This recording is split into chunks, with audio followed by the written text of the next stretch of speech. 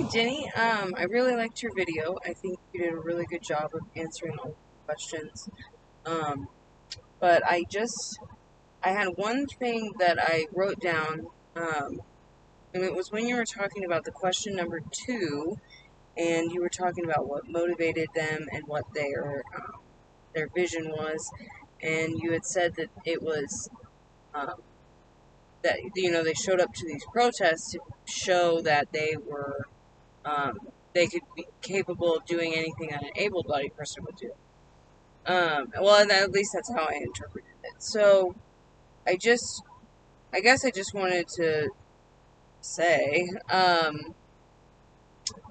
not that I disagree with you, but just the way that it was stated, because I've come upon this problem, in my work with, just middle school, and we had a girl who had cerebral palsy, and I said to her once that I said, "No, you're capable of doing anything that, your peers could do."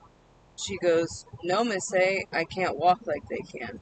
So I guess just making a conscious effort to say, like, okay, you may not be capable of doing what an able body could do, like walking, talking, hearing, all that stuff.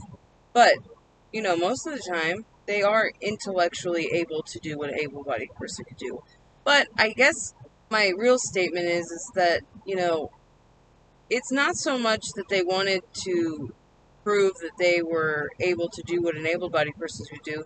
They were just wanting to prove to people that they wanted to live and that they had reason to live and that they were in fact human beings just like everybody else. Like, even though they couldn't walk, they couldn't talk, they couldn't hear, they had intellectual disabilities, they were still flesh and blood, they were still human, and they still wanted to live even though they had these disabilities. So I guess that's just my 2 cents on your video, but I think you did a really good job of hitting especially the Emancipation Proclamation point, and your last point about creating an inclusive environment with least least restrictive environment.